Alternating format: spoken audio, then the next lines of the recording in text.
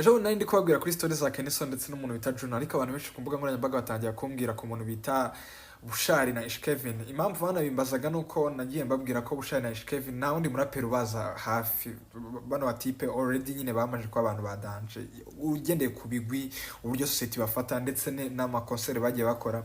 Kevin na Bushali kuva mu baraperi baje mu guhera 2018 kugeza ubu ngubu nibo bantu bayoboye.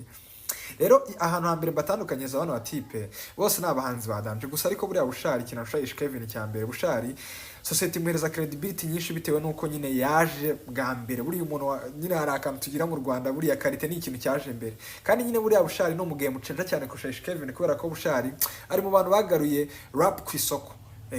Kubera ko ahedinze Kenya trap, urabyibuka na ba Betray bari mu bantu bagaruye rap ku isoko. Ikindi kintu buriya Kevin, icyo Kevin wamurusha, Kevin we ni umwana wa street bya hatari, ariko mentally atekereza business bya hatari. Urebye trapish concert mu Rwanda no mu Burundi bitigeze bikorwa n'undi muraperi wari wese mu myaka 5 ishize, urumva ko Kevin still arayoboye.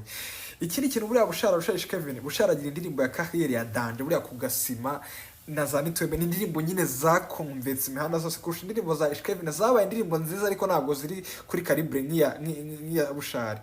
Ikindi kintu buriya Bushara Kevin, Bushari ni umuperformer mwiza. Live performance za Bushari murazizi mwese, nta muntu n'umwe atarakonfirm muri kino gihugu. Gusa buri ikindi kintu Kevin nawe anamurushiriza, Kevin internationally ni umuntu nyine uzi kwinjira. Wabibonye abo bita ba Joboy Pondek, Joboy icyo gihe yaragurukaga muri 2021 amwandikira amubwira uburyo yumva sound ye. Ubona ba Calligraph Jones bagiranye ibiganiro, ukabona ba Evi, ba Singa, ba Young Lunya. Ni umuntu nyine internationally penetrating ku isoko mpuzamahanga kurusha Bushara, n'ikimurusha pe ni ngano ni Rusizi.